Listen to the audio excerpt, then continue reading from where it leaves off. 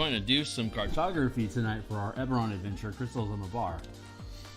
Give me a moment to check my signal, go through my intro spiel, and then we'll get to work for a couple hours. So, checking signal, then we'll get to work for a couple hours. Three, checking signal, then we'll get to work for a couple hours. Three, checking signal. Sounds okay.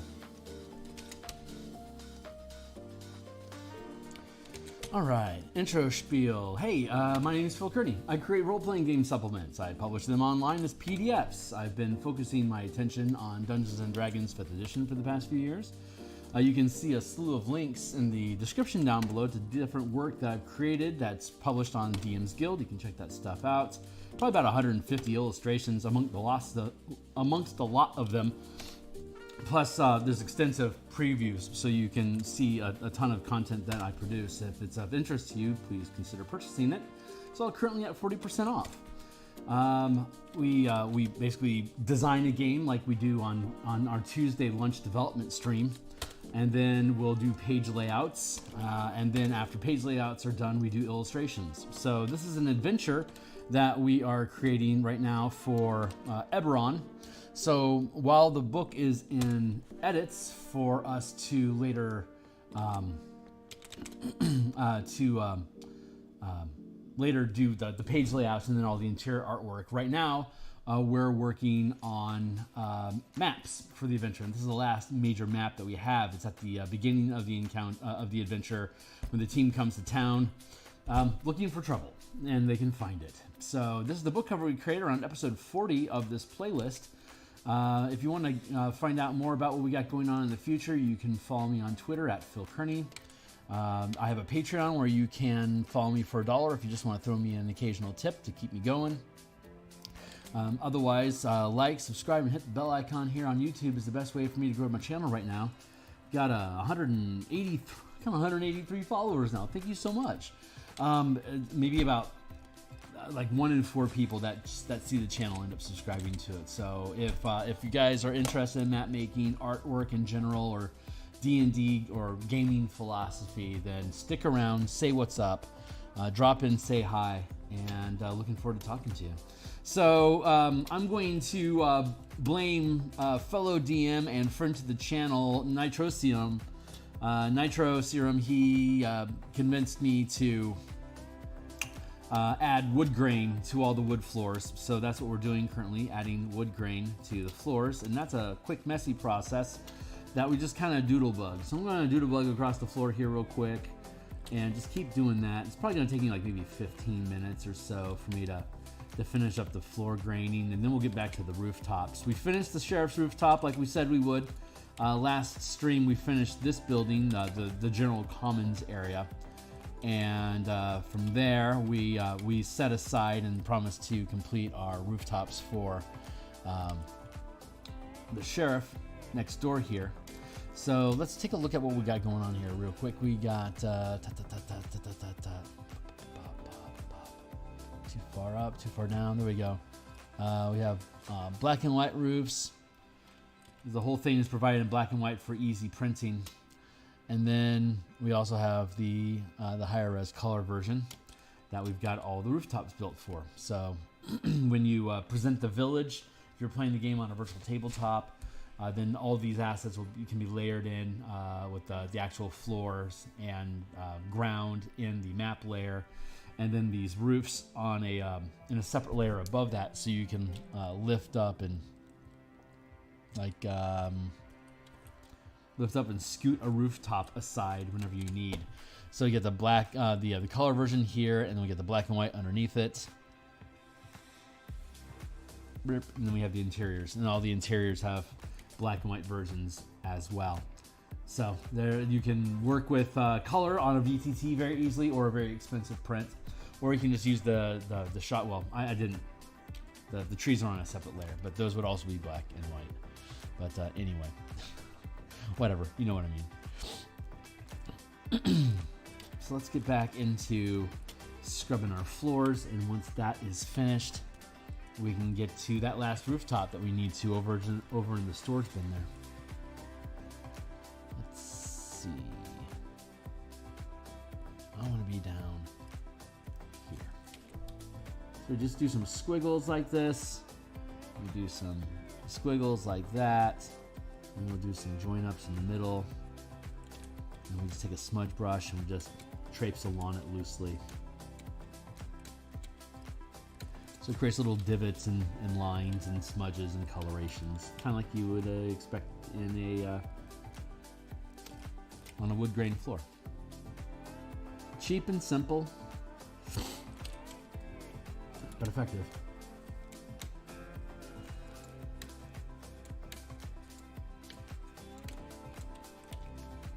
Just dodging another little bit there if I wanted to get some more texture going in, and there we go.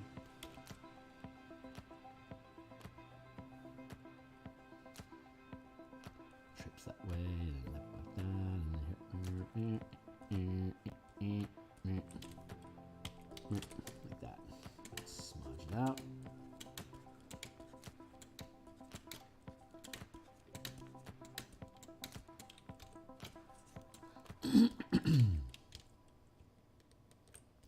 Take a little eraser and drip it through here occasionally, just to break up the shapes a little bit.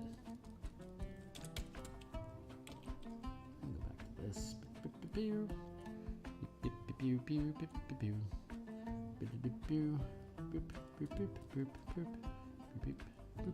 There.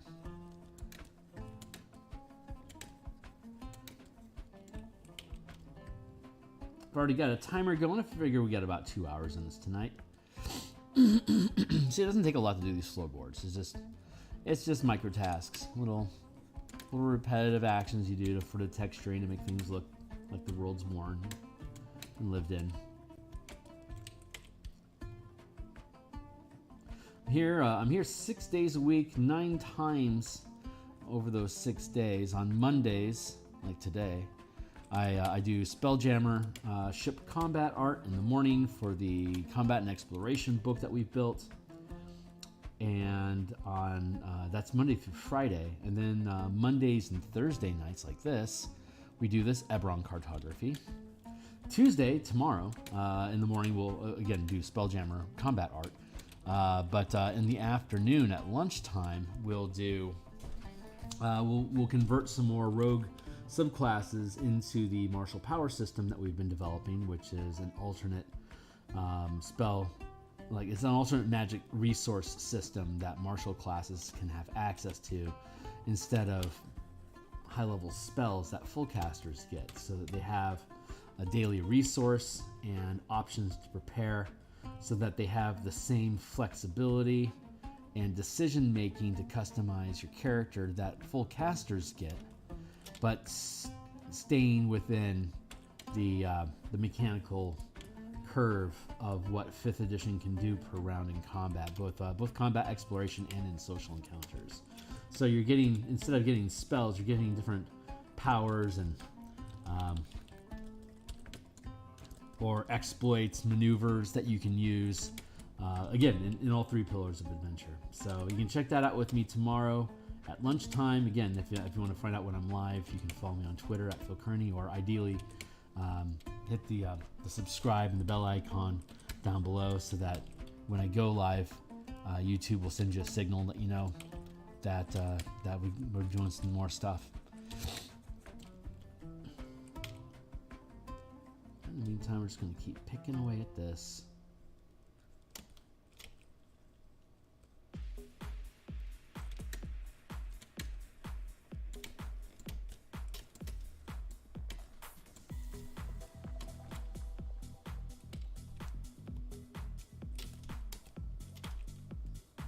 Fun little texture bits.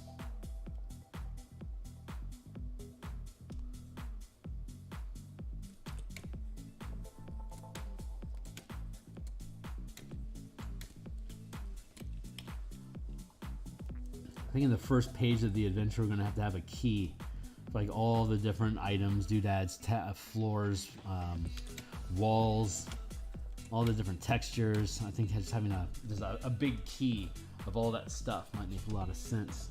That'll be something interesting to have on the first page. I'm really kind of jazzing over that action RPG map design one-shot sort of idea we were musing about in the last session. So I still have a lot on my plate, and I'm still trying to figure out how I'm supposed to resolve all of it, because we've got the mass combat system, which uses a lot of the same mechanics that we have in the Spelljammer book. I want to get that out. There's the Guilds and Kingdoms book, which allows for downtime activities to run a kingdom or a guild or an adventuring party as a kind of like from the third person perspective to assign tasks in almost like an RTS style of gameplay that isn't quite D&D but is themed on 5e mechanics in general. It works fantastic with Ravnica. So I was originally motivated to put it there to complement the combat mechanics that we're doing here to go along with Adam Hancock's book, Balduran's Guide to Kingdom Building, but the more I'm thinking about it, the more I kind of want to do it independently as just like a neutral 5e sort of, like, I don't know, maybe like Commons or OGL. But it's a very versatile system, and I'd hate to bind it up into the DMsGuild if there's only going to be anywhere else. Like the Spelljammer mechanics that we developed, that's just basically space combat mechanics in general, or high speed, basically high speed, high maneuverability combat anywhere, any scale, any kind of setting. So we wrapped it in Spelljammer language, but I can easily just extract all the spelljamminess of it and build it out into something different, just changing the phrasing and developing a different style of language than the quote-unquote natural style that Wizards uses. But the ideas themselves is what makes it valuable, and can't copyright ideas, just how you talk about them. So there's a lot of opportunity there that I kind of want to explore. Hey, Linzifer, how you doing? So I'm going to take this down to 3 pixels. I'm going to drop the opacity here a bit so you can see through to the floorboards. And I'm just going to roughly trace an eraser across the floorboard. It doesn't have to be exact. I just want one per line of separation, so there's a highlight and a shadow space between each plank. So when we bring the opacity back up to 100%, we'll be able to see how that separates the patterns from each other. And that'll finish up the commons room.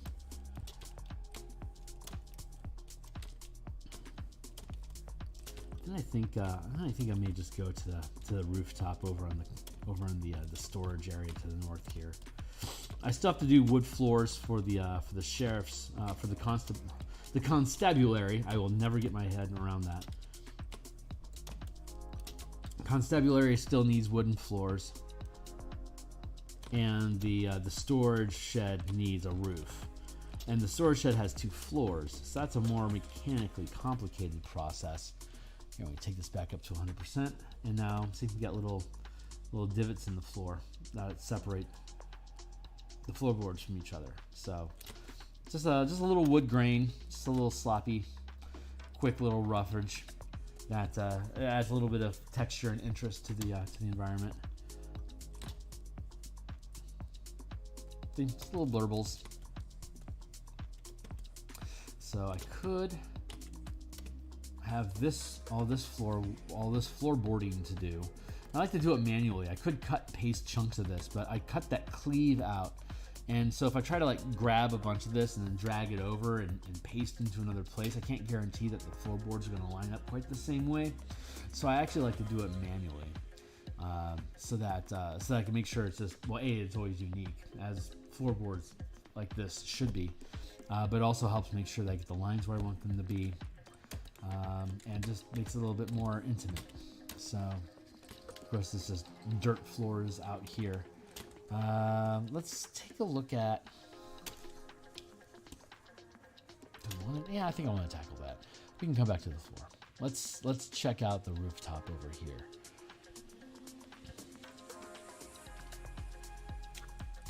Why does that say top colors?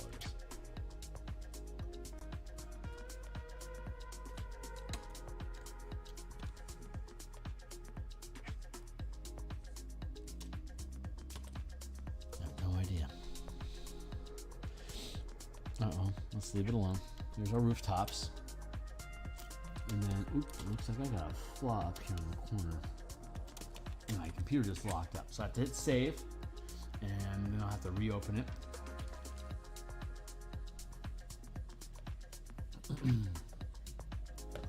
Wrong button. Occasionally, OBS software locks up with Adobe Shop, and or it could be a Wacom interaction. I'm not sure positively, but occasionally it locks up a bit. So I just noticed that my border was off a little bit there, so I need to go down.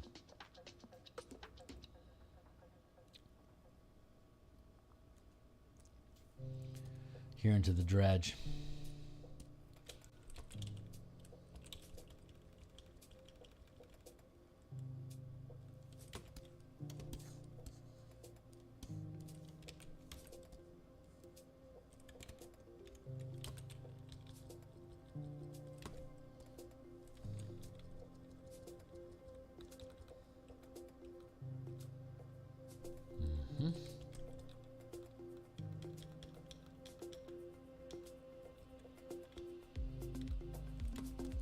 Straight. We are. Cool. That's all back. It's a square. Good. Edges are good. Waking up with OBS not crashing. I guess so, man. I guess I just got lucky. I don't know. I don't know. I'm not that techie. I'm not that techie at all. Walls, floor. Don't need the walls open. Wood furniture is done.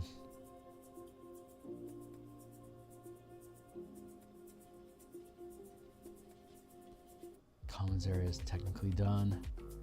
Sheriff. Oh, yeah. What I do need to do, though, is make sure that...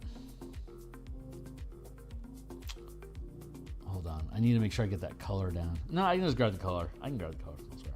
It's cool. Hold on. Let's see.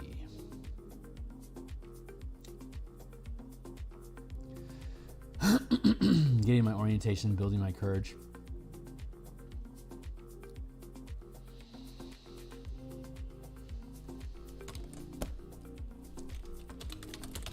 Storage. All right, so let's see. How are we going to do storage? Storage is basically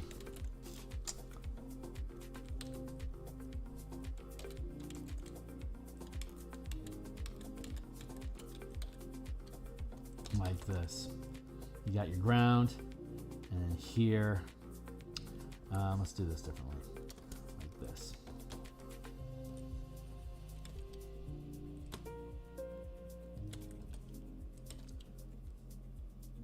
This is a granary. This is a top part, and then this is a slope roof, and then this is a slope roof. It's like that-ish.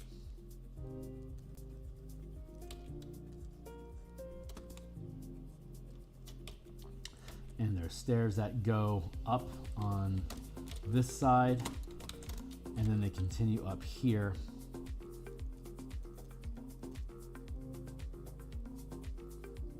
From here, and then here on the top, there's a hole that drops grain down into the building. So it's a pretty lazy walk up. If people are unloading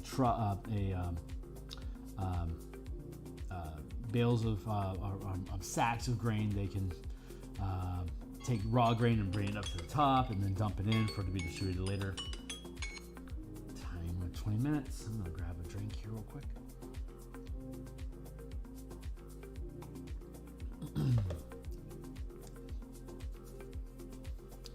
So I've been cutting and pasting the different rooftops on these buildings to just have a common look to all of them without having to reproduce a really complicated process. that we want to put here and here, and then we'll have wood slats for here. We'll build a language for stairs going up here, and then we'll have a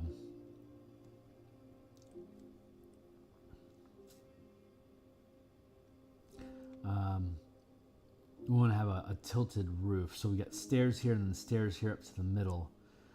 I figure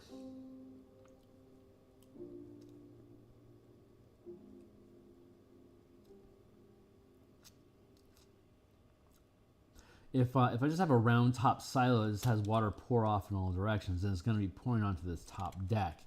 It's not necessarily going to have anywhere to go. I could build, I do have a gap here, but that's where people get onto the ladder in the first place. So I'd just be dumping water on anyone that wants to come up. So ideally what I want to do is have the water slough off in this direction, not onto the stairway, but underneath the stairway. So if I had a gap, here for water to fall through, that might make sense. Yeah, that's all basically dead space. So, yeah, that's what we should do. We should have, actually, ideally, we'd have the water running off like here. So we can have a gap underneath the stairwell here. We can just have a tilt.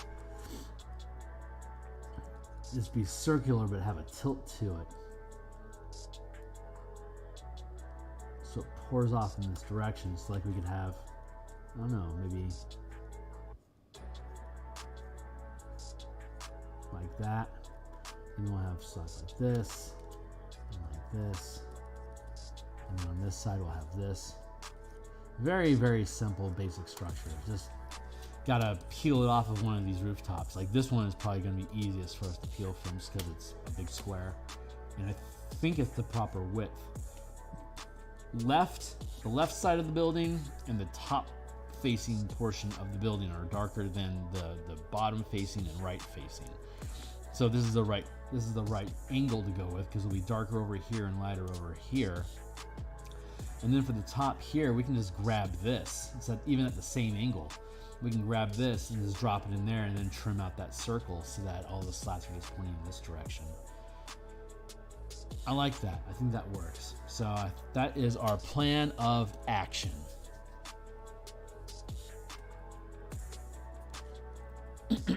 Engage. See, the first thing we need to do is go steal the rooftop to the stables. Yes. Duplicate that layer. Junk, junk, junk, junk. There we go. And yeah, let's just merge it down for the fun of it. Junk, junk. And let's see how.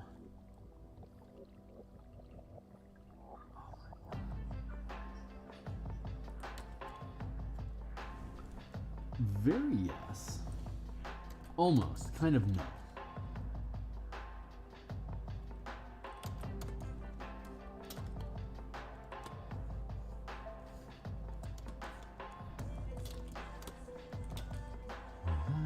The other.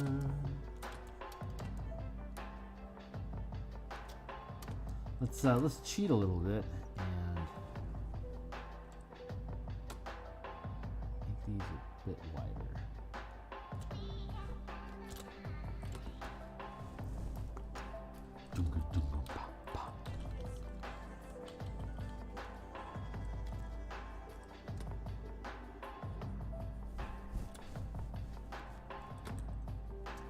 I can take a block here.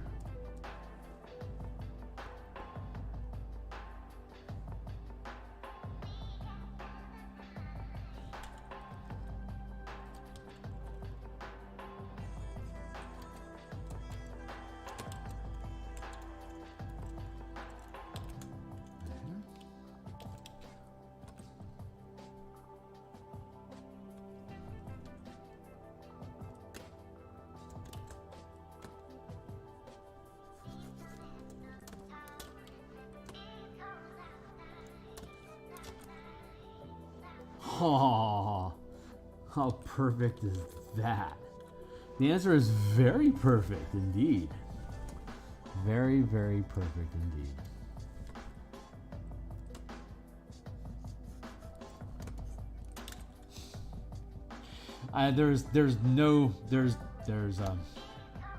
What am I trying to say? Proud.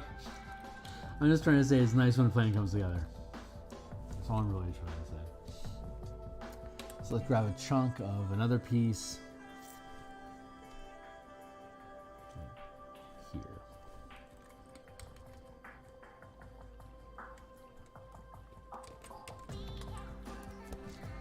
Transform. Flip vertical.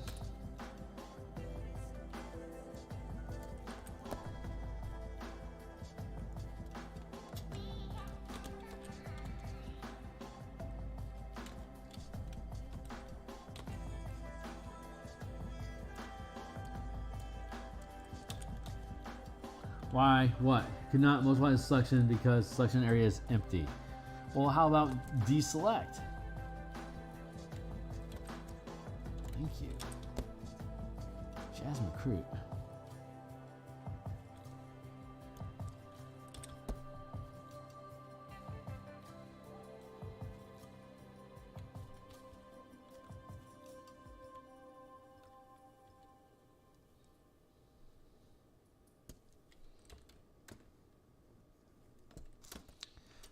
Nice.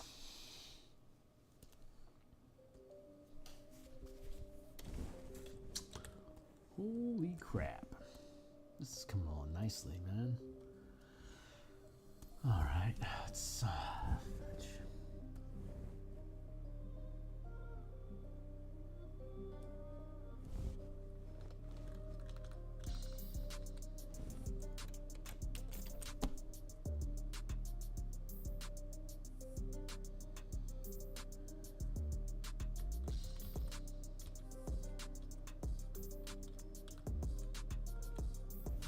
That.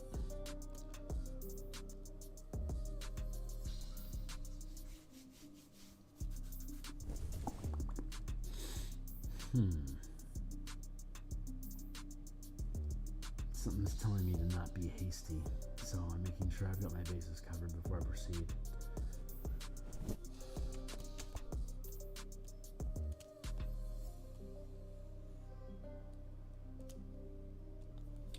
We'll make ourselves foolproof and duplicate them. Drop the opacity to make them easy to cut.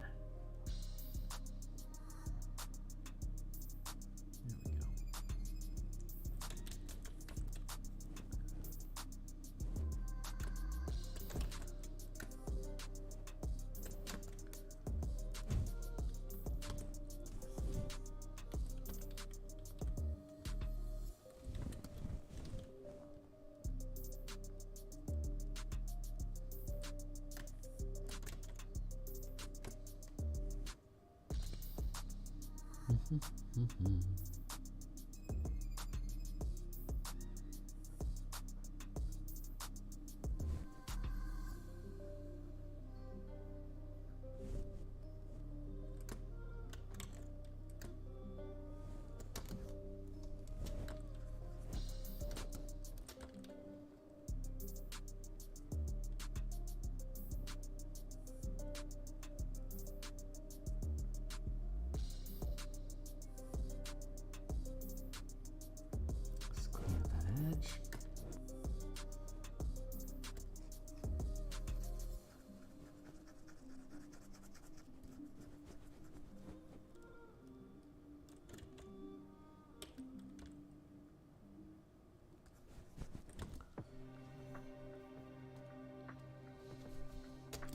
Super easy, barely an inconvenience.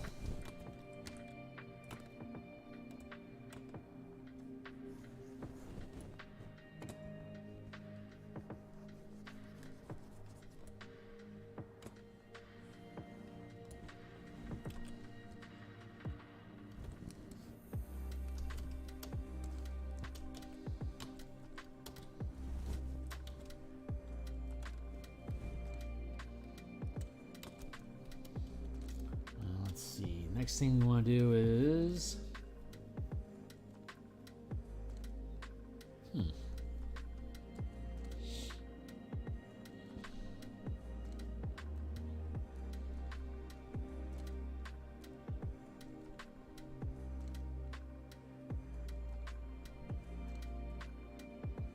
Stores. Let's peel open the black and white bit here.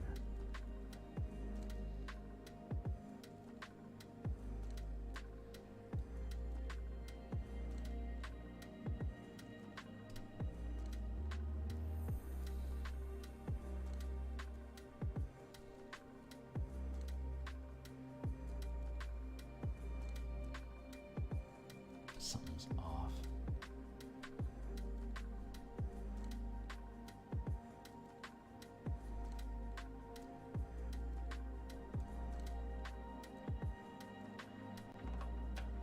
Yeah, that didn't do anything. Where is that hiding?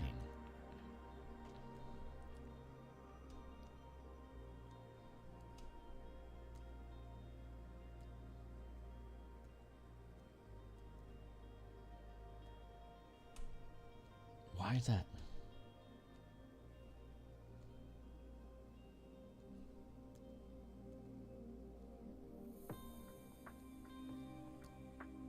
Something is just off.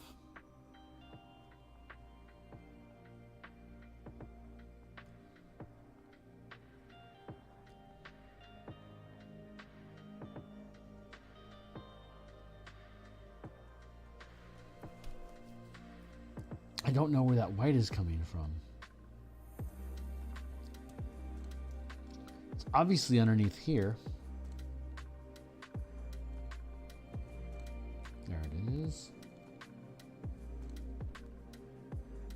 Oh, I was in the wrong. Fuck all. I was in the wrong tab. This makes sense now.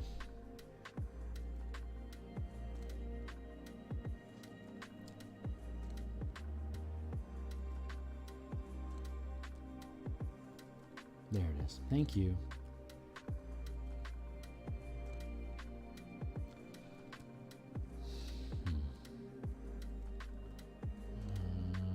Would it be this one? I'm looking for the white.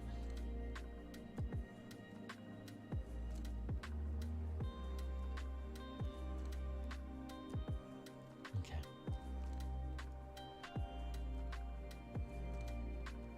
Aha.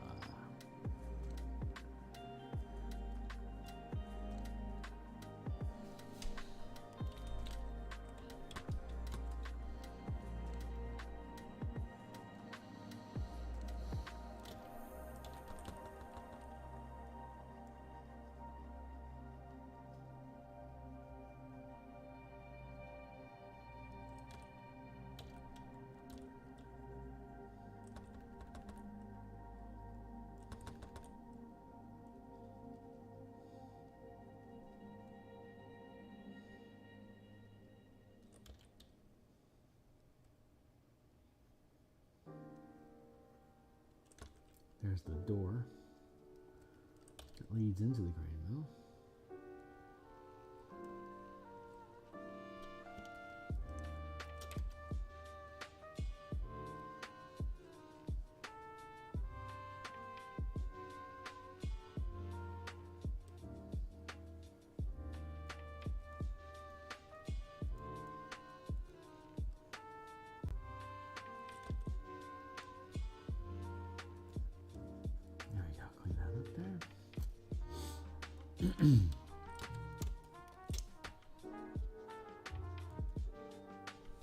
See, without that roof being there, this is your doorway in.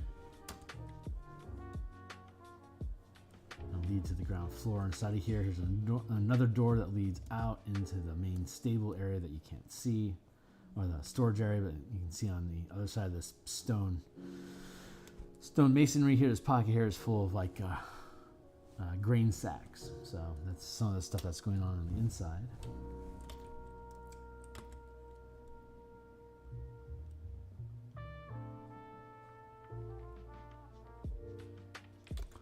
Right, that makes sense.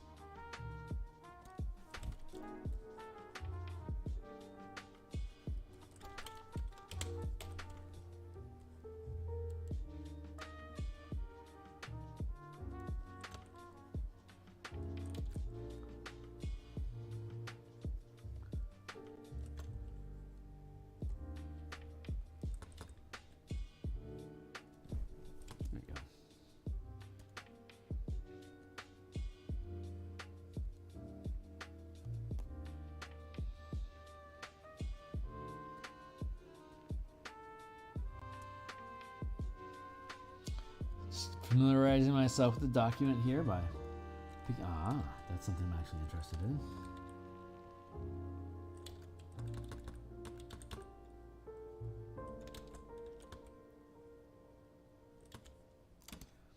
Now I'm going to complete that loop.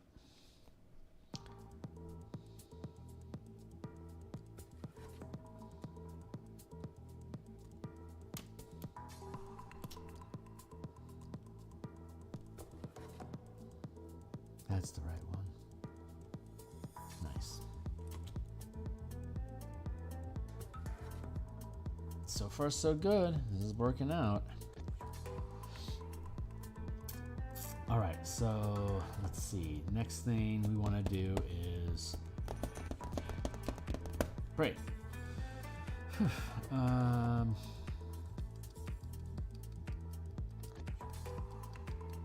We have stairs from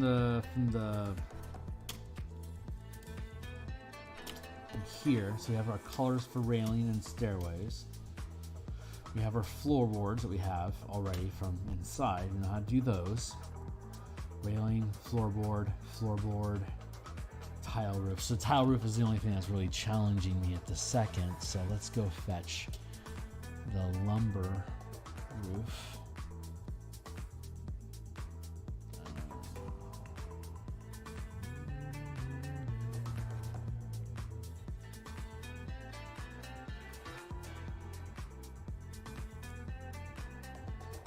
Duplicate that group and merge it down, and we'll push it up.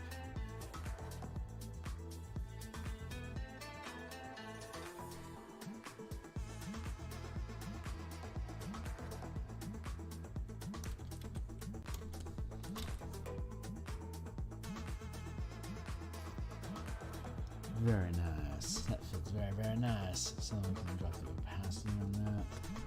See how it fits.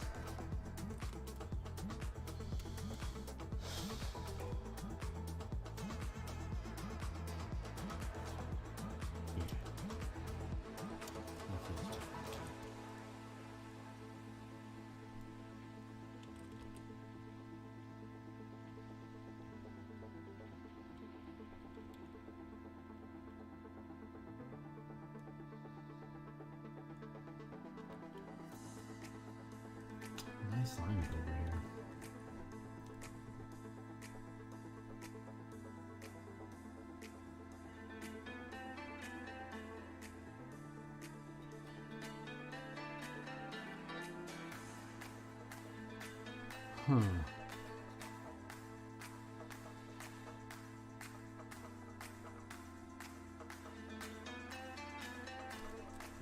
Man, I am not excited about the idea of doing a iconic circle pattern here.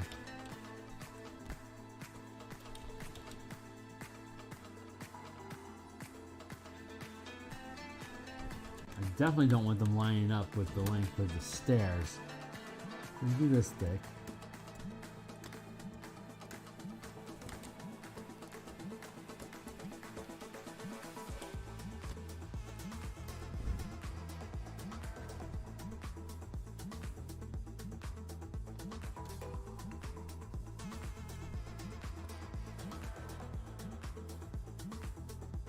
One, two, three. So there's three of them.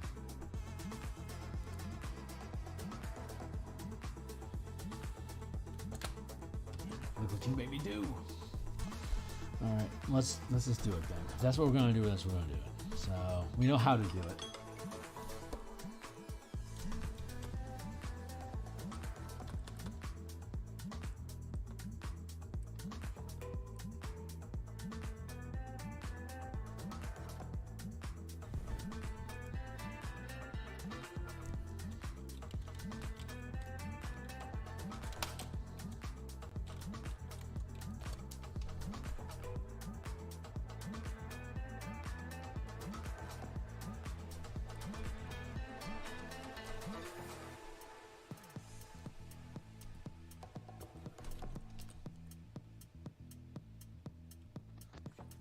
Not bad. Good drop.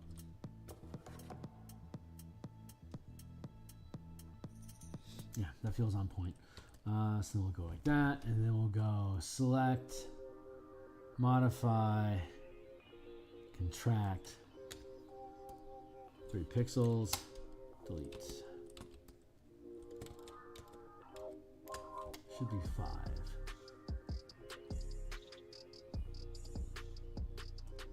Select, modify, contract, 5. Yeah, that's good thickness.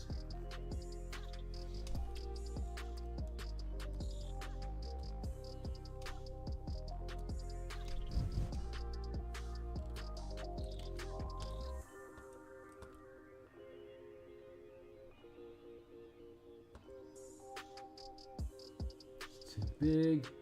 It's 500, so it's probably supposed to be like 450.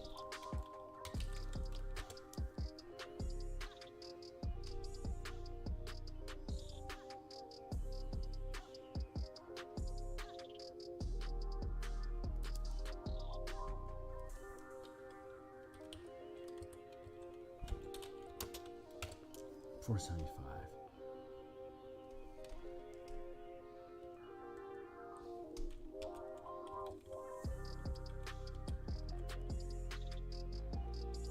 And then the last ring builds itself. So that's cool. Select all. Select, modify, contrast, contract by 5, delete. Bam, bam, bam.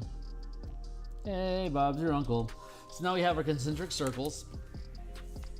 So that means 3 layers of the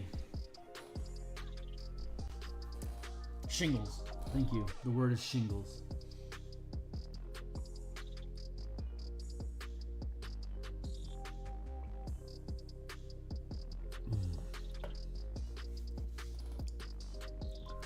We'll have a little stonework. We'll have stonework around the rim here.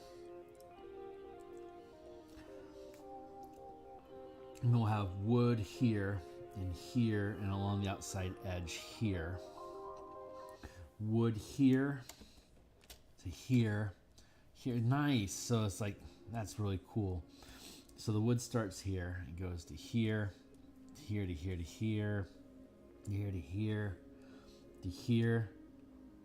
Rings around and then ends here. So that's the wooden railing for the drunkards, and we'll have an opened hole here, like a cap. Whatever the hell those things are called, caps. Maybe it's called a cap. Man, I'm having a day, so hang on tight, folks. Let's go with this. Let's go with a 4. In some gravestones. Hey, Nitro. Masonry's coming along, guy. It's we're doing architecture and engineering right now, or architecture and geometry. That's it. So it's a thinking man's task. So I don't always feel up to it, but here we are. I think we have a well-meaning stairway here. Oh, that's pretty good.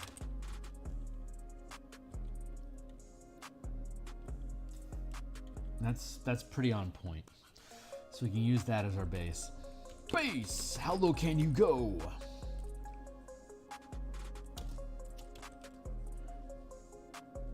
I owe you a direction, an explanation of how the ritual works, but it's going to honestly be very brief.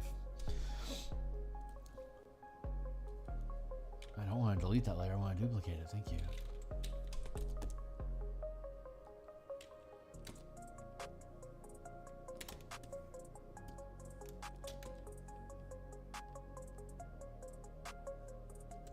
Why is that off kilter?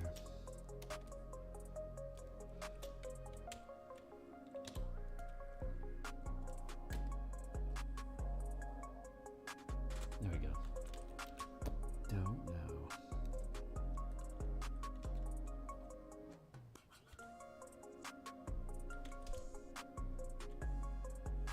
that's why.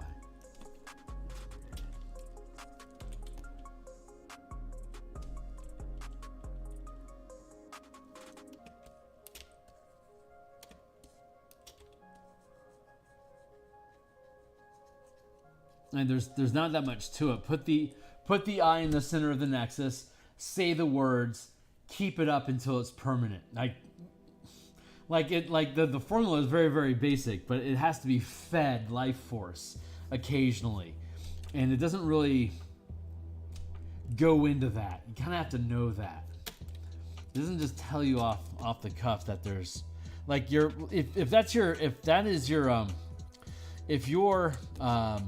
the plot hook that you're being given is Ader Academy wanting to reclaim the artifact for themselves, them publicizing that it's a murder ritual is not really going to be cool for their PR. So I don't think they'd be sharing that information in general. But the team just kind of figures that part out as they show up and see people being murdered. So the rituals, the information about the ritual itself is very brief. Put the artifacts in the center of the nexus and repeat the magic words until it's done, and then there's like a couple paragraphs with the magic words, which are just magic mumbo jumbo. So like I don't actually want to script out what those words are, because as far as I know, it's all nonsense language anyway. So I hope that's not too trite, but that's kind of legit.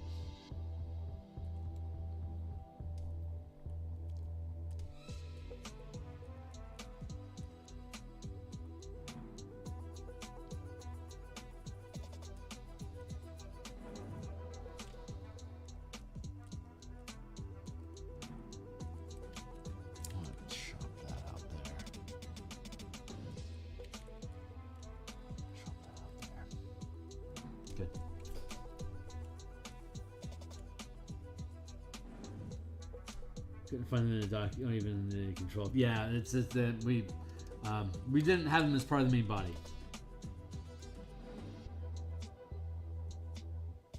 Well, I mean, that's kind of the PR is your own language. That's kind of the intent behind it, but it's kind of, I don't know. We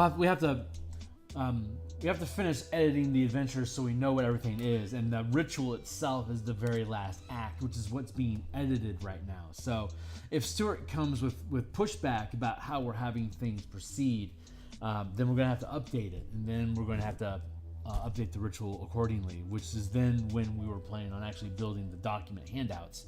I just never imagined that you'd want to run it. So so you caught me without thinking it through, but it's something that we're thinking through. But the gist of it, that's basically the gist of it. So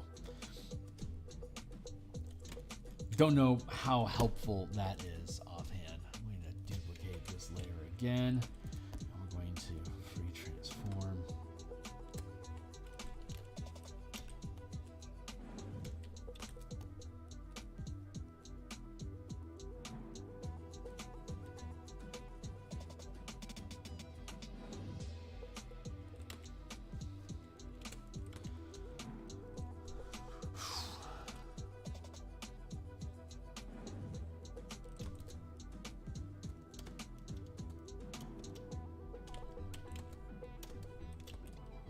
As long as everybody's lined up inside the wheel there, now we should be able to transform.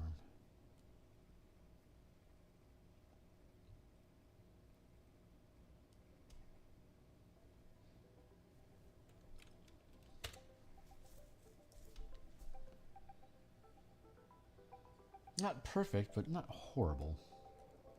Damn, good one, Kearney.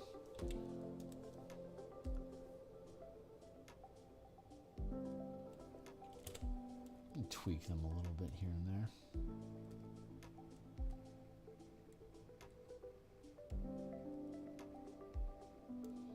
That looks pretty good. That looks pretty good.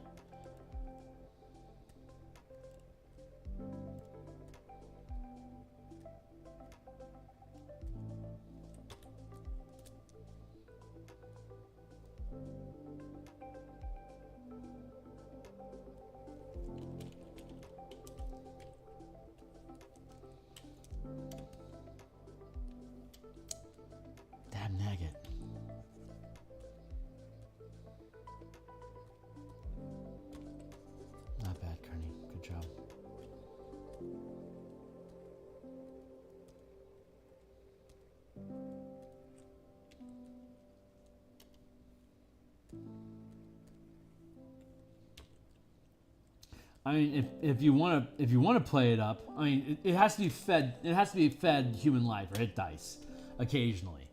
And Solzu only has so much of his own. Karen knows that he's going to end up falling apart, so they have to start gathering expendables to be able to feed, hit dice to the ritual. And there's no specific pace that it has to be fed.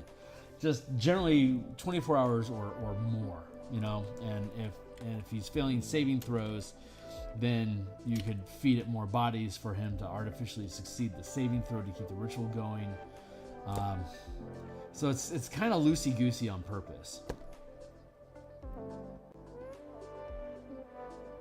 You don't want to just hand the players a ritual of killing people, right? You want to keep some of that information in your pocket so they have to figure out and get themselves killed themselves. And like Karen knows this guy's going to get himself killed because he didn't do the right research. So she's just basically waiting for him to tumble and then hopefully be able to feed in and take his place after he's gone so that she can take control because Karen's a bitch.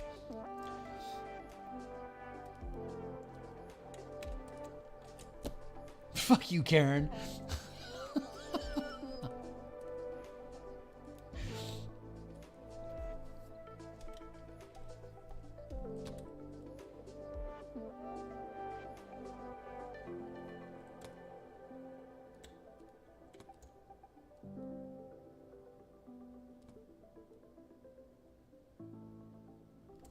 This doesn't have to be perfect.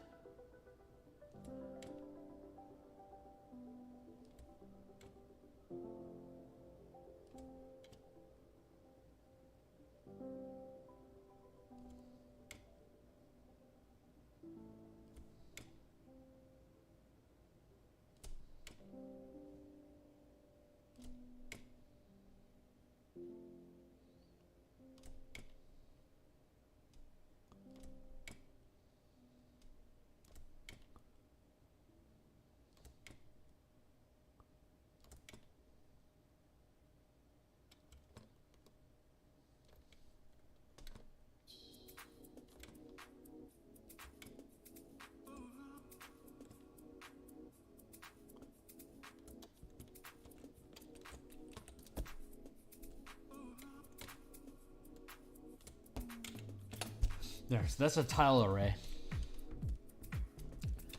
And since this is the top surface here, we can get rid of all of this.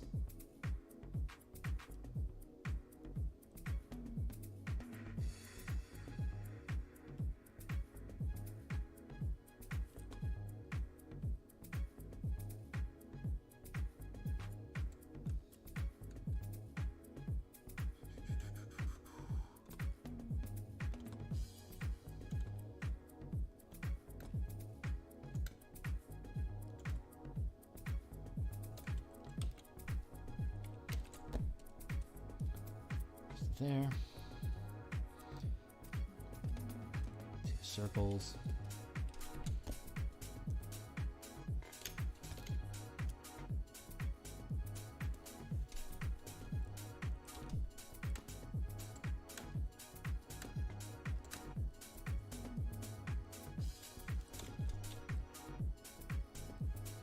Looks good.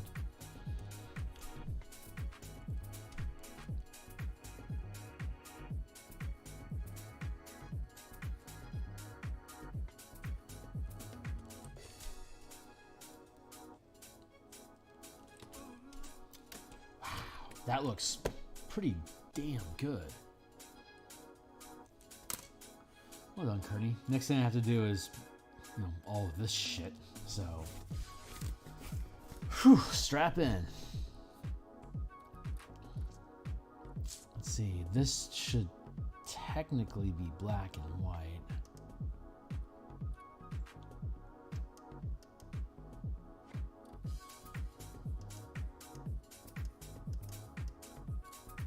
All of this.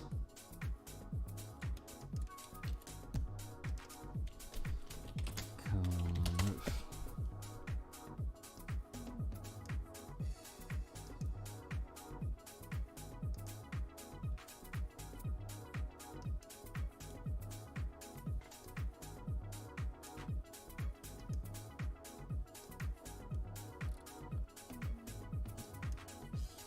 Well, it's down in the black and white section. Now that it's locked in down there, we can get back to work. So storage.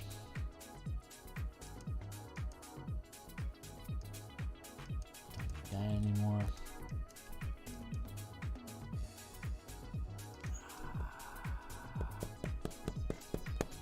Ah, fuck it. We're gonna freehand it.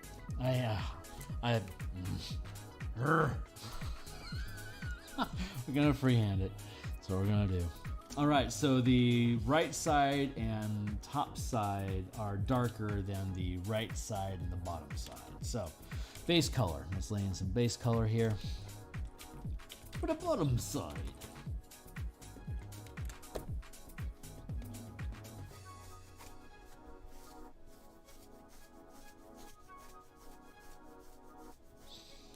Something went wrong.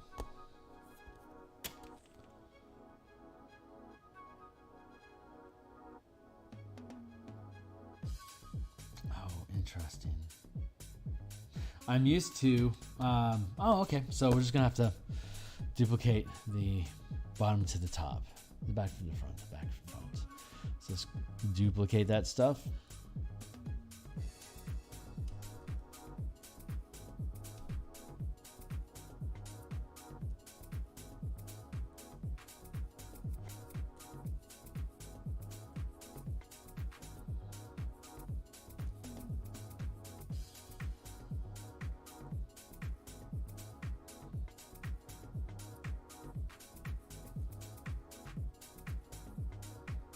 About that.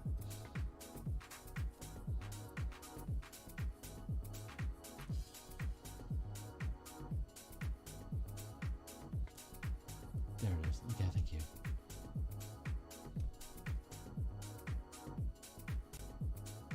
Right.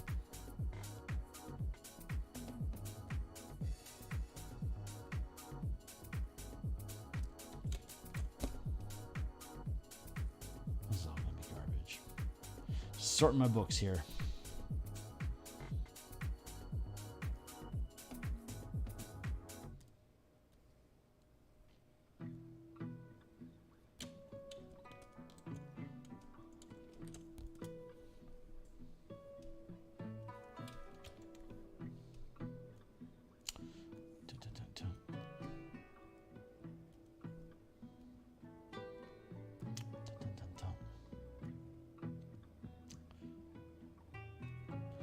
Now we have to put this line art at the very top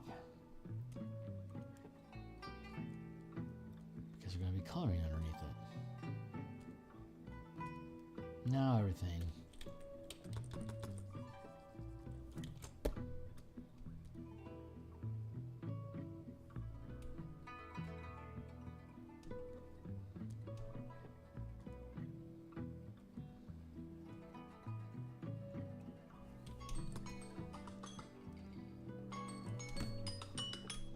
Oh, I only picked up the circle?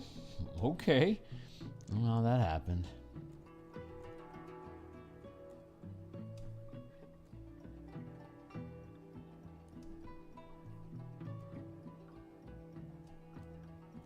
Let's go back down.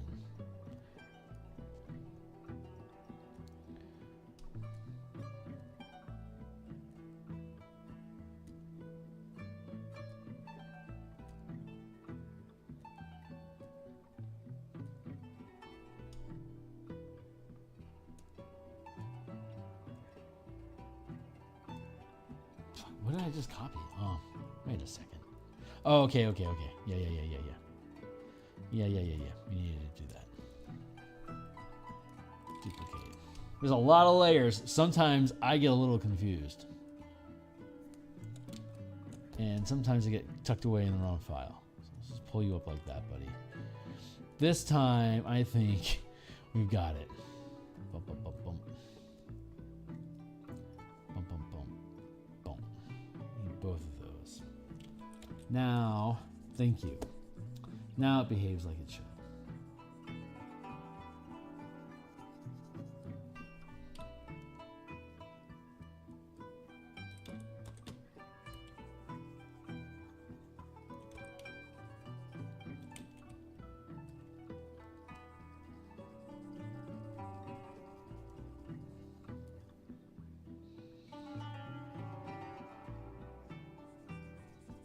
something like that.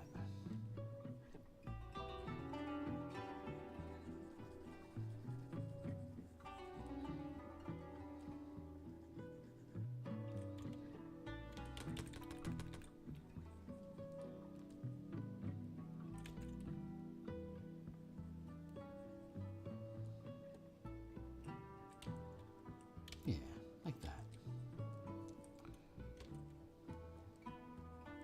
And this like that. That makes sense.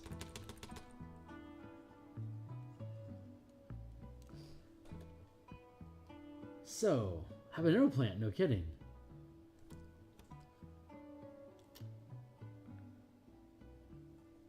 That sounds fantastic. Congratulations.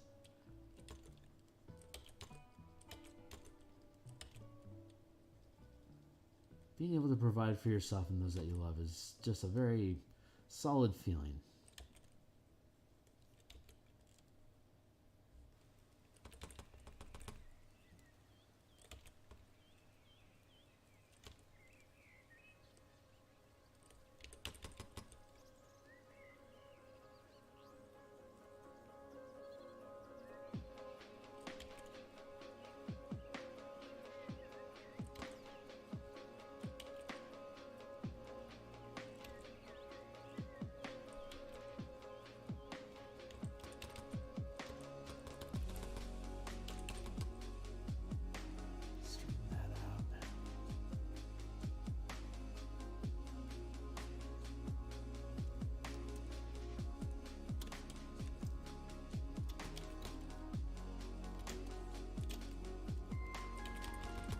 Yeah, this is gonna work.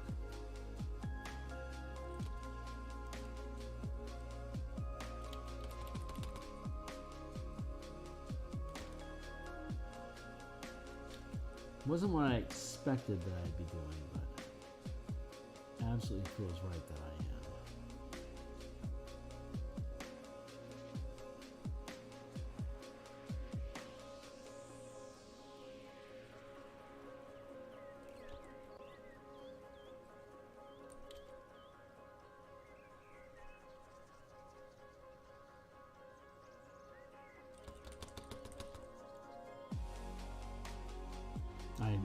I didn't envision, like I didn't know what I would need to do, like what would actually make sense for this sort of thing,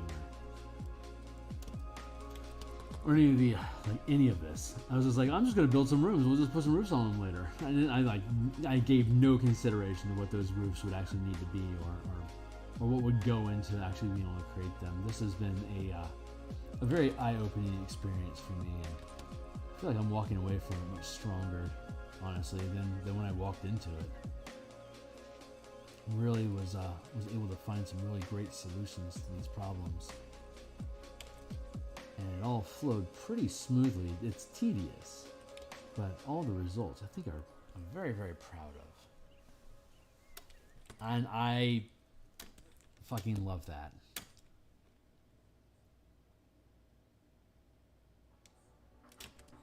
That's just what I like that. I like that a lot.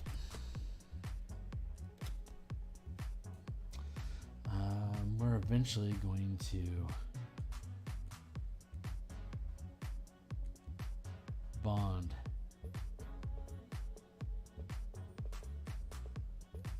these things together.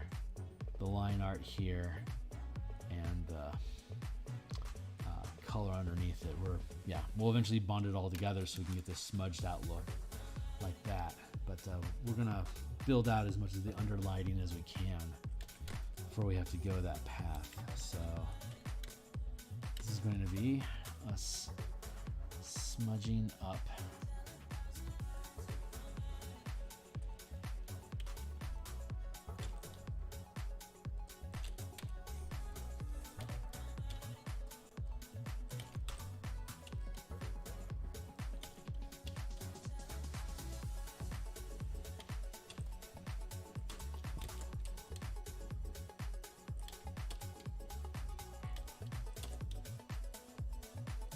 text.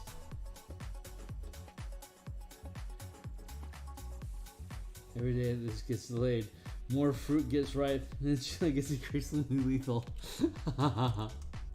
That's great. That is fantastic. Have you had a chance to sample any of them for yourself to gauge their merit?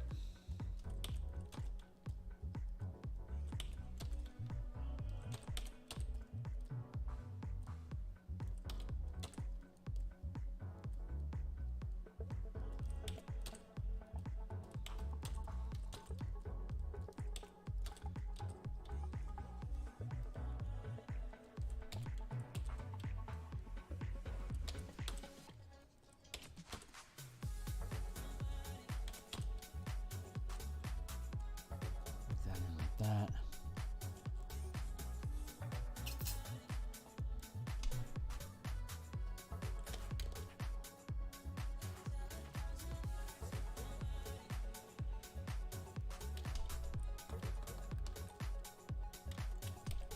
That's pretty good.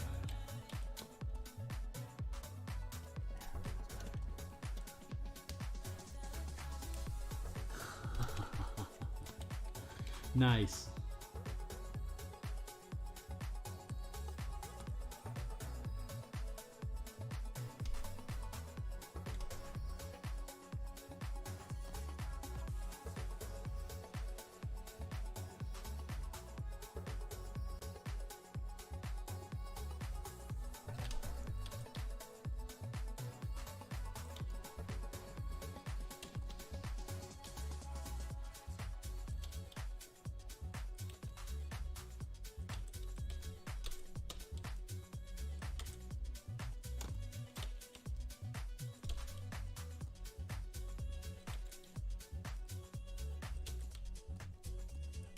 Here I'm just doing just a couple little wavy lines and doing that same blend that we're doing for the floorboards in the inside of the buildings.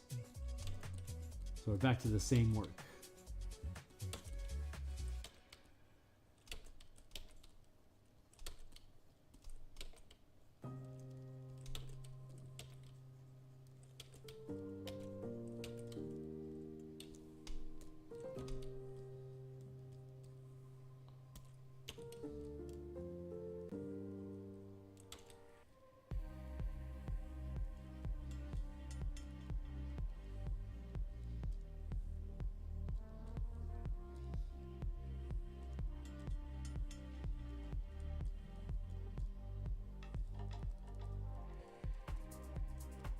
It's actually rather fitting.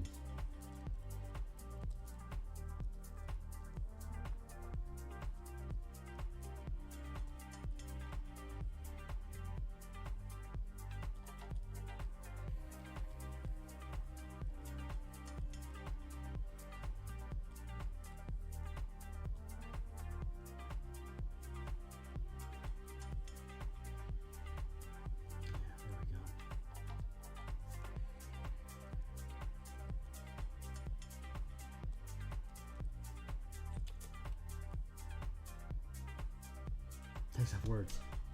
Only made chili once before, and I'm debating whether I should add a little bit of chocolate to it this time. Ooh, chocolate and habanero is not a bad mix, my man. How confident is your spontaneously adding chocolate to a dish skills?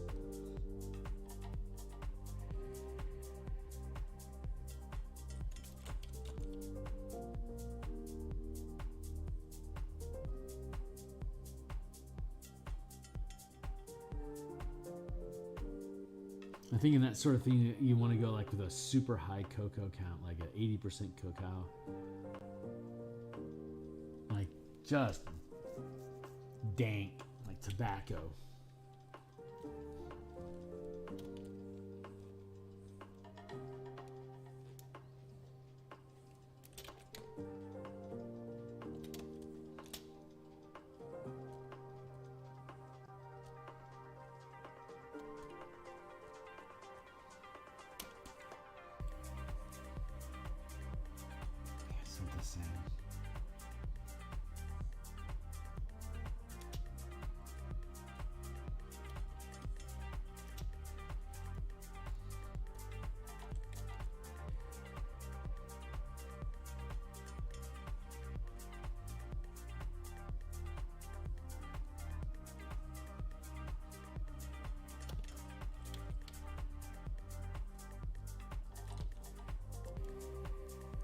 forgot how I make the dark ones. So I guess we'll switch gears to the lighter ones.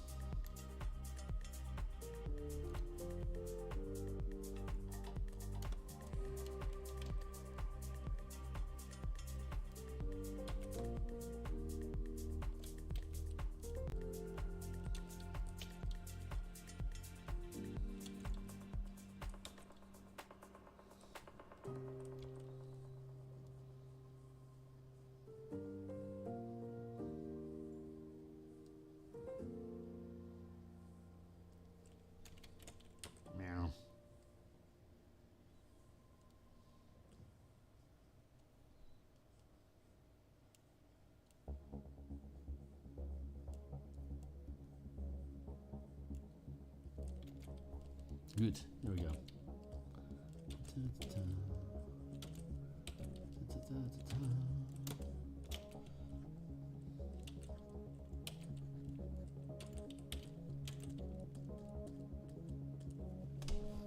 I think I add chocolate tea between sweets is curry and chili, and this would be a first. I don't think it's a wrong decision. You just got to be careful with it. That's all.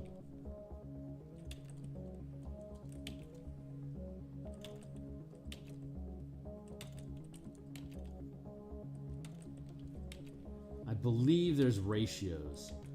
Like you should be able to find some chocolate chili, some chocolate flavored chili recipes online already if you haven't already found it.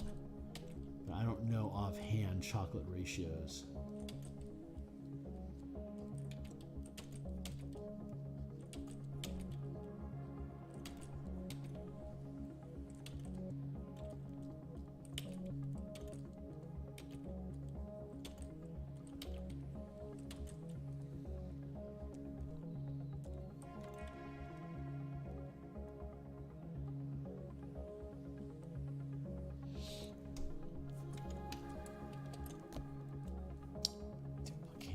Group, merge that group.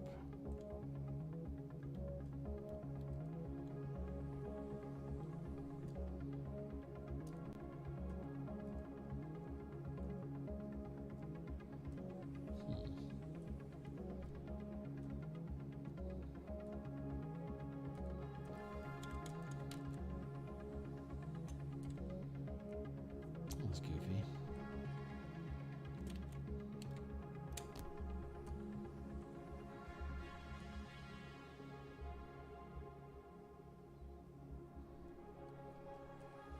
Thank you.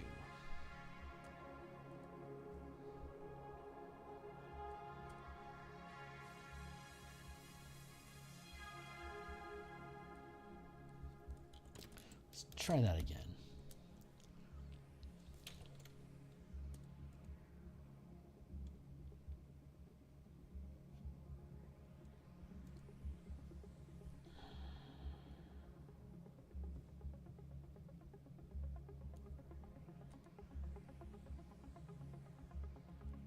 Good. Okay.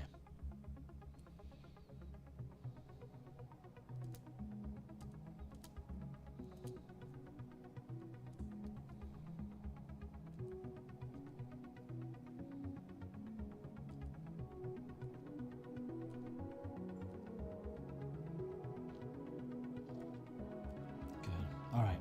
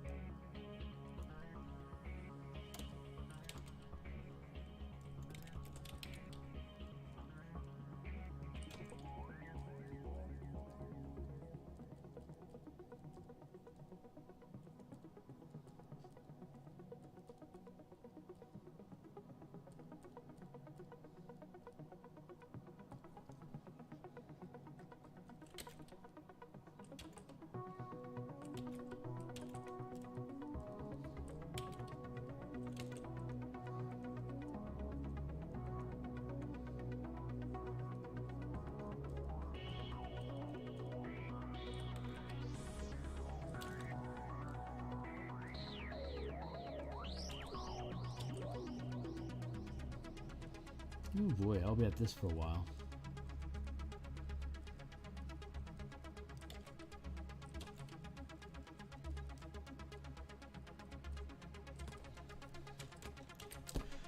What is it, 8:30? I'm gonna take a break on that. I'm gonna go do floorboards.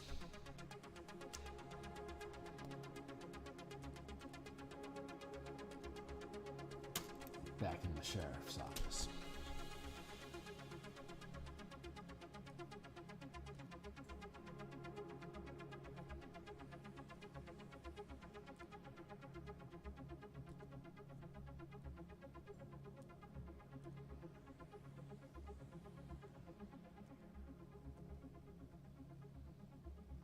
There we go.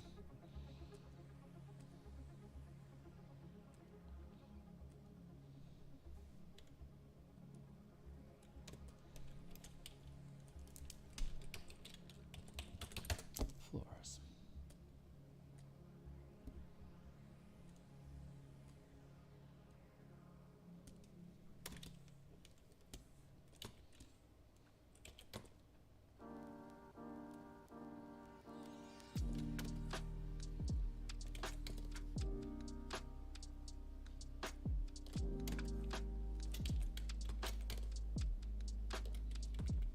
Okay. Yeah, that'll do just fine. Cool. Let's go hide over here for a little while. Run away from that rooftop because I know I'm not doing them right. But my brain hasn't settled yet, so I'm just gonna run away and do something I know that needs to get done, despite my confusions. So let's see. Yeah.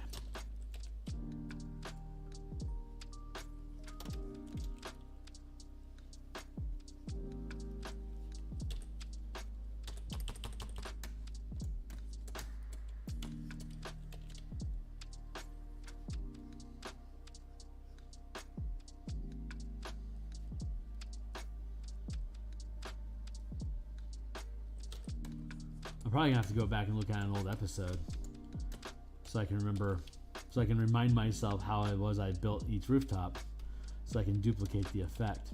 So another great reason to document this stuff so that I can remember how the hell to do it. I had to do that with the water as well when we were building the flooded dungeon.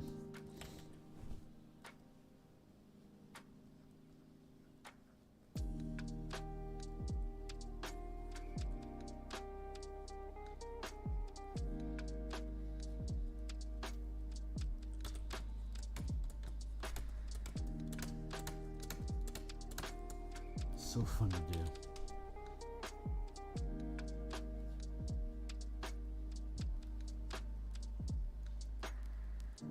This is really fun, like filigree practice. Just getting used to like sword work, the engraves on armor and body armor and stuff. This is a really fun little like physical exercise to get used to doing like little loop-de-loos down like narrow corridors, like page trim, and the shapes themselves aren't anything, but it's providing me an opportunity to explore relations and narrow spaces, how I can like make lines work together. It's kind of like baby babble. This is basically baby babble. When kids aren't saying anything specifically, they're just figuring out how do they angle their mouth to make things make more sense, and then as they snap into whatever their family's language is, they focus on the movements that duplicate the sounds they need, and they discard the rest unless they're in a multi-language household.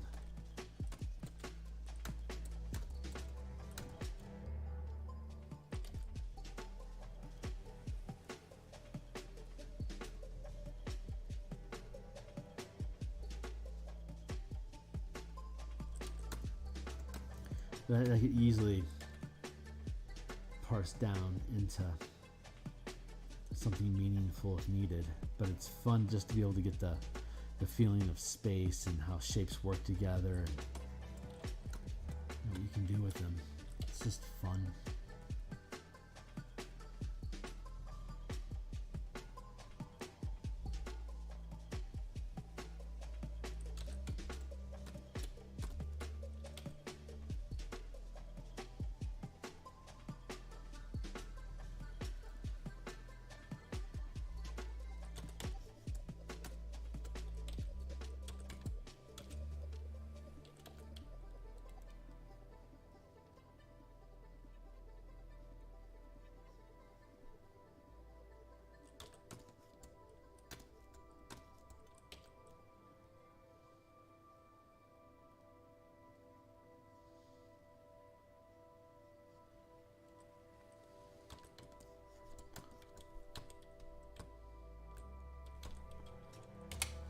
Capacity, strength. Just gonna poke some holes here and there. Just make some little knots.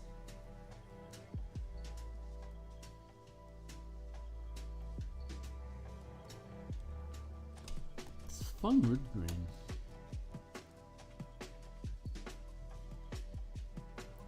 Nitro, thanks for convincing me to do this, because I know you just referenced it. You're like, are you gonna do that? And the more that question just kept echoing around inside of my head, and the muse is like, yeah, we gotta do that. I'm like, all right, we're gonna do that. So that's what we've been doing tonight. So thank you. I appreciate you asking. It compelled me to take to explore this little space, and it is very, very fun to play inside of. It's very soothing.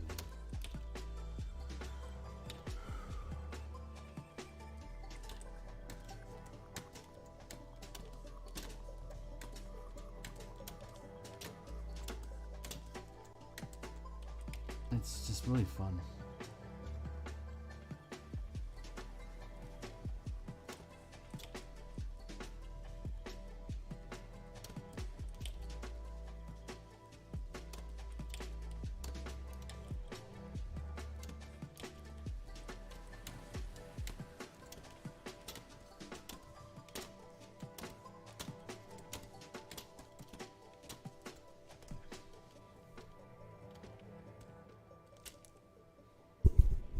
Oh, it's probably me. I think my microphone drifted away from my face, and I'm kind of dropping into a sort of theta brainwave right now. So it's a little more chillax, a little less animated.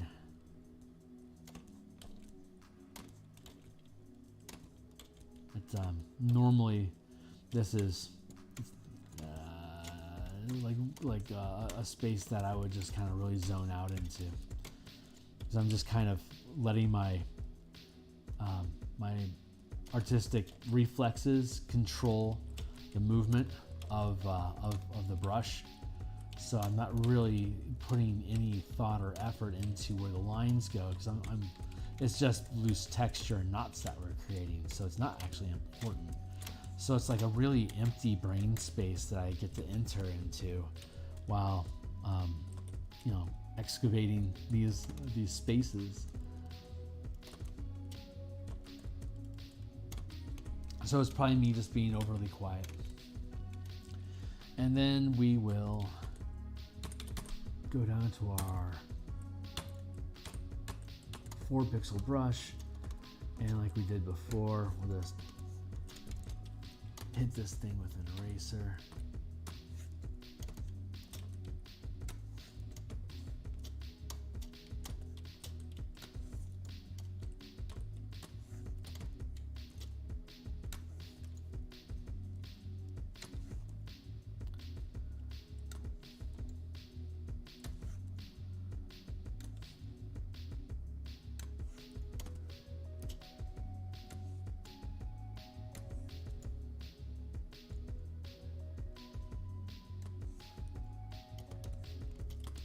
There we go. That's pretty good. It's fun to do. It's fun work. This is one of the cooler little texture bits that I've found so far. And it's a lot less exhausting than water is. But God, it's fun. Neat little knots. I love that shit. All right, I'm geeking out. Don't mind me. Let's be on point.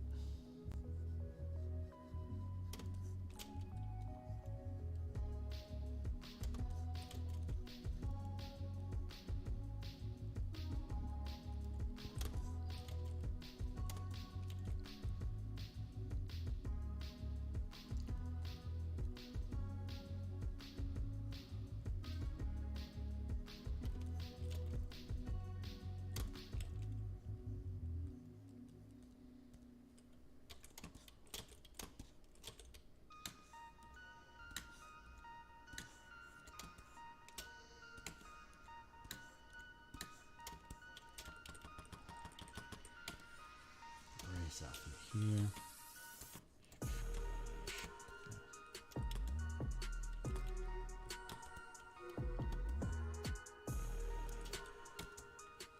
I don't know, one at a time or multiple. I don't think it really matters.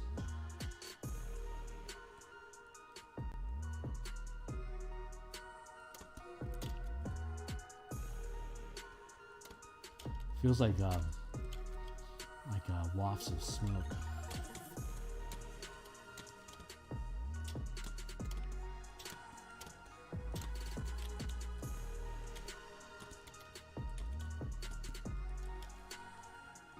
Well, that's kind of cool. I can doodle up and then smudge down and then repeat up and down. That's kind of cool. That kind of jives with that whole smoke feeling going up the chimney. I guess that's why that's happening right now. So let's start from the top and see if we can do like some sort of a cascade or a gravity fall sort of thing on this side that would contrast that. Like, can I start duplicating water? Maybe.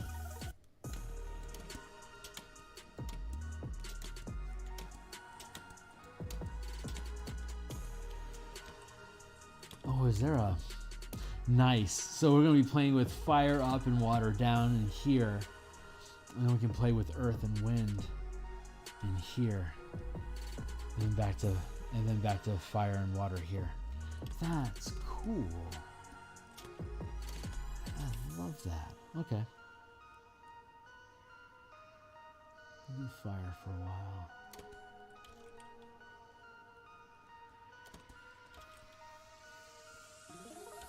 We'll do water.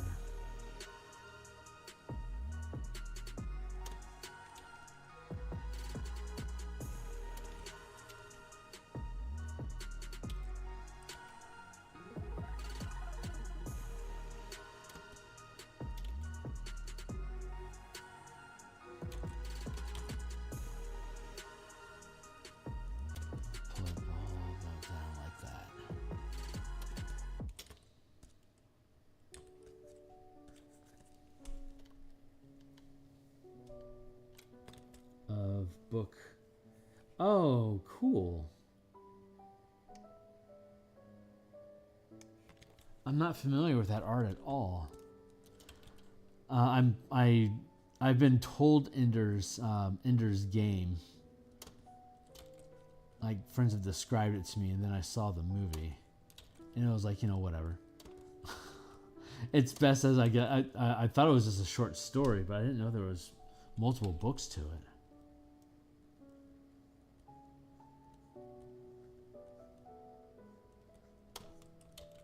The more you know.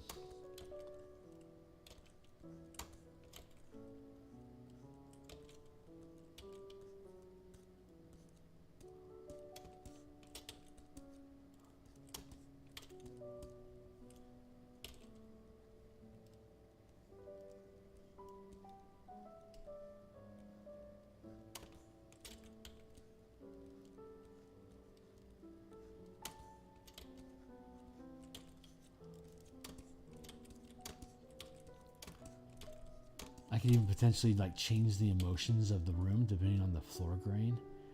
Like maybe I can do like a lot of hatchbacks and conflict and sharpness and knots, but then it gets out of the cells and it can be more loose and free.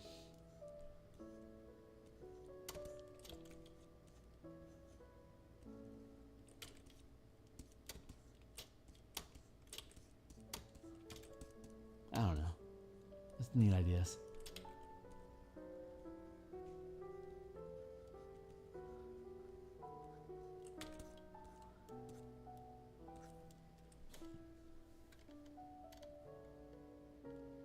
LCD, tracing the wood grain and the floorboards. Oh, no kidding.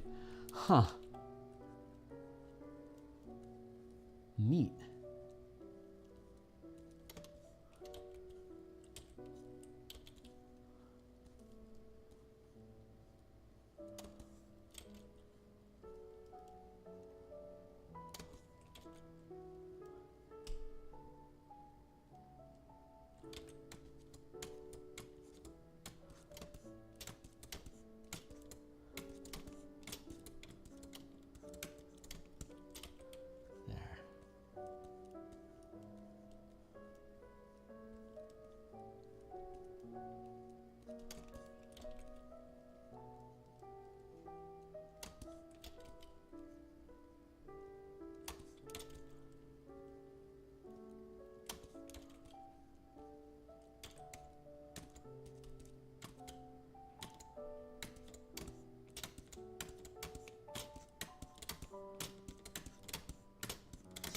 that in. There you go.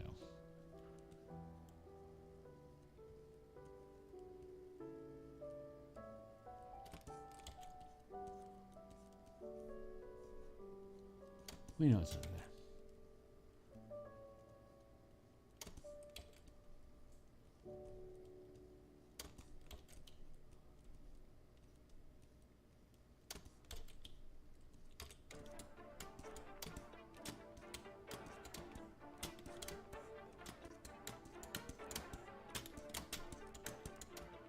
Yeah, it's not bad.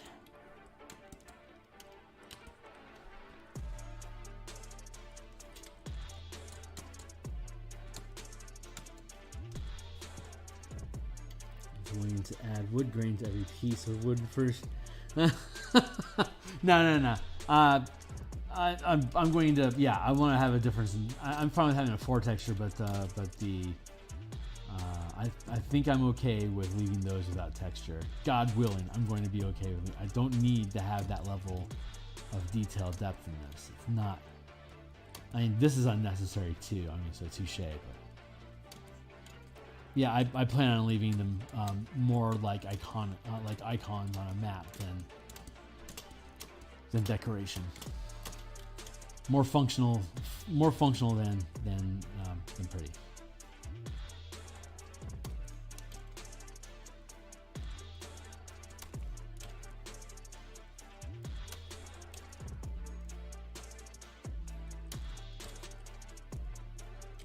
I could easily see myself recanting on that, though. I see what you mean. It's that striving just to make it just a fucking good product. Just,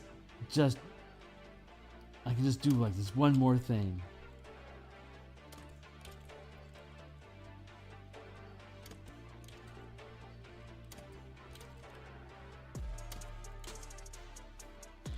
I thought I was going to do black and white sketches, like a sketch pad for spelljammer, and here I am doing like fucking full color architectural fucking ships. It's like, this is a lot more than I thought I was going to do, but I love it. It's like now that I've gone down this path, like how can I possibly go back? There's so much cool shit. There's so much cool shit. Oh god, it just wants so much of the time. It wants to be created.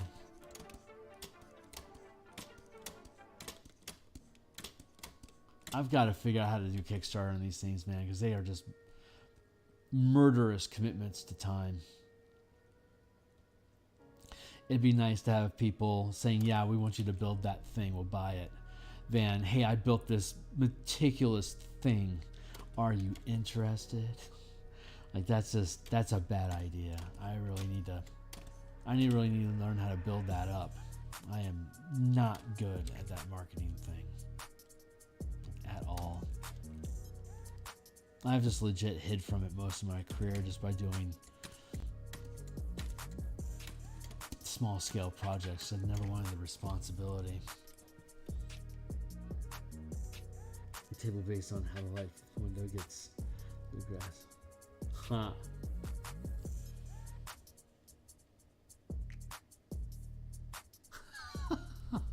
That is hyper. I do not like light sources on my maps. I absolutely do not like having directional lighting if I can avoid it, other than the necessity to be able to represent the rooftops, to give it 3-dimensionality by having a bright side and a dark side. I know I immediately contradict myself, but that is just, I don't know what it is about that that's such a stickler for me, but I mean, well-lit maps are fucking gorgeous, but they also, force you to assume that's the only way your light's coming in from, and characters carry so much light. It's just, I'd rather it be just a neutral tone and not lead the witness,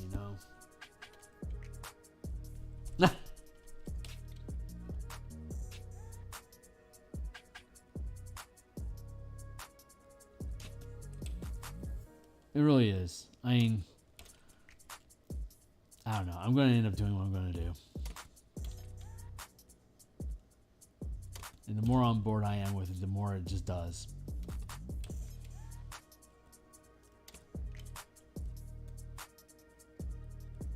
So it'll be what it's supposed to be. I shouldn't stress over it. I shouldn't even care. It's art. Let's make it.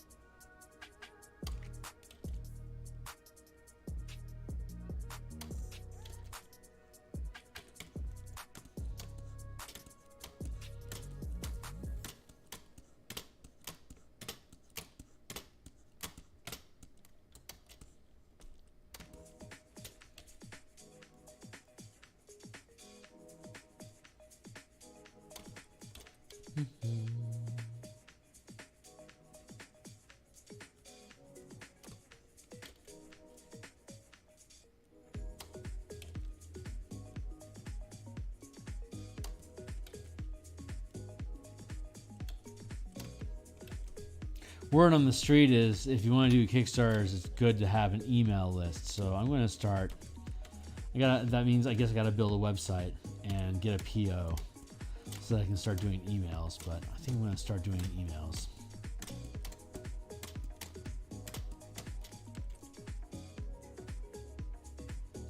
That way, folks can keep an eye on what I got going on, and I can occasionally kick out some freebies.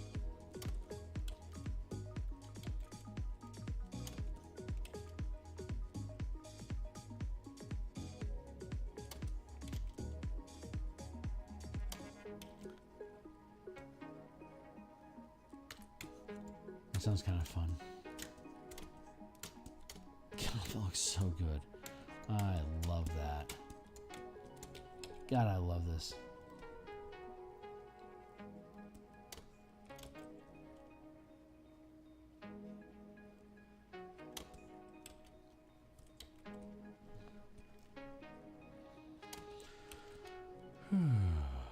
It's just so relaxing. Just let it just tumble down the page.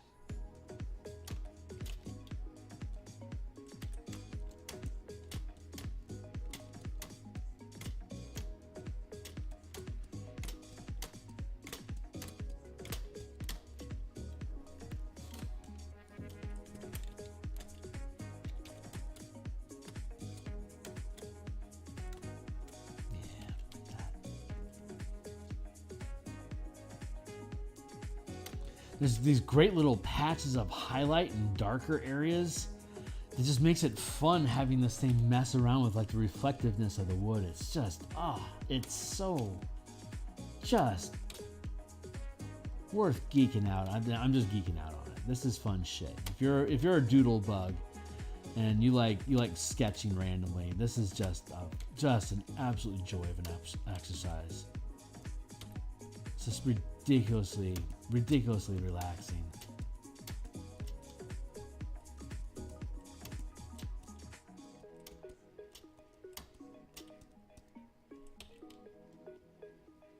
Oh damn, we're done. Well, we got another room. We can do the earth and wind room next. Which is fitting because we expressed the constable as a dwarf. So earth makes a lot of sense to be his abode.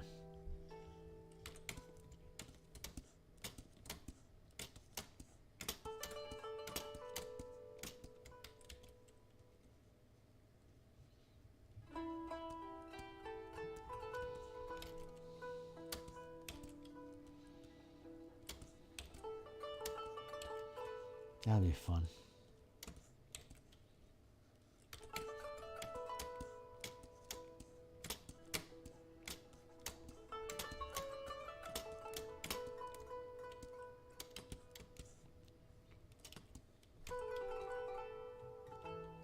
There we go.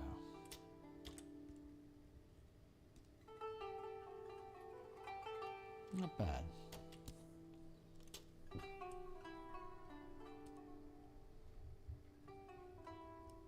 Forward some rips across through there.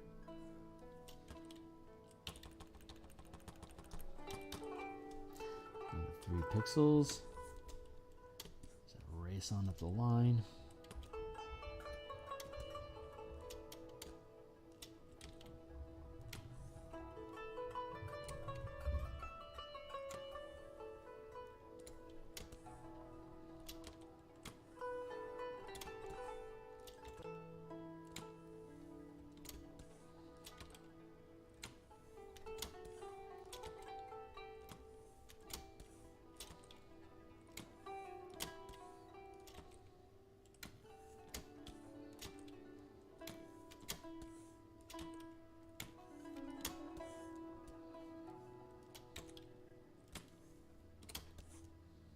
Oh, I locked up. I have to hit save. Whipping my tool across the easel to make it scroll quickly makes it skip and stutter sometimes, and the RAM locks up on me, so I have to save it and close it and then reopen it. Just trying to just flick it up, like flick it across the page so I can scroll quicker. And that just absolutely pisses it off.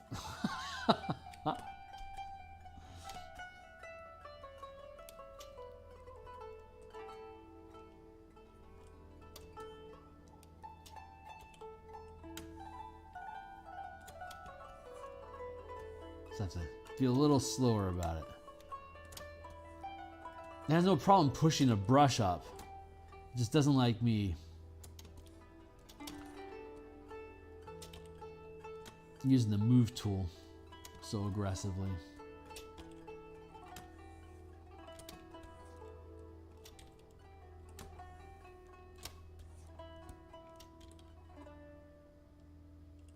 But that happens even when I'm off stream, so I'm not going to blame OBS or online for that. It's just I just think it's a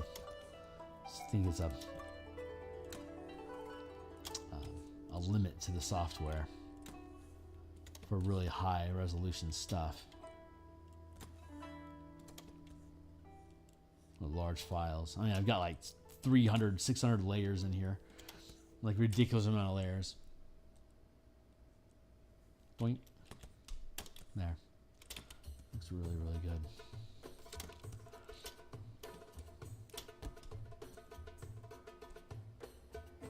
All right, so we're going to start a new... No, I don't want to destroy that. I just want to create a new layer.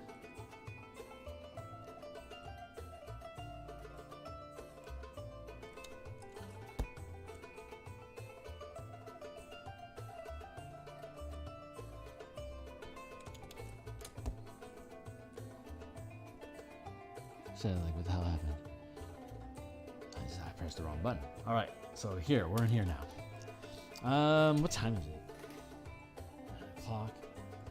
11 minutes left.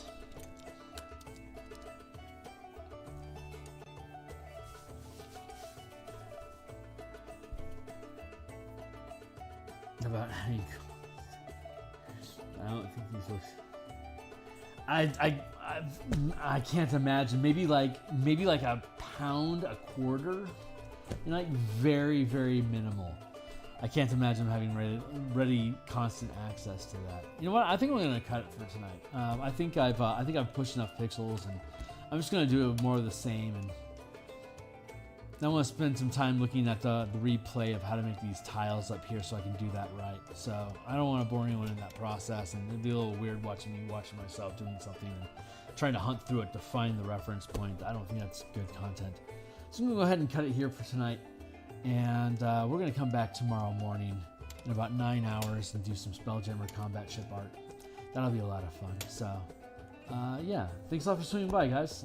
Like, subscribe, bell icon. Follow me on Twitter at Phil Kearney. Check out some of my work that's linked down in the description down below. See the kind of D&D stuff that I create. Patreon. Tip me $1 if you want. Otherwise, I'll see you guys on the other side. Thanks a lot.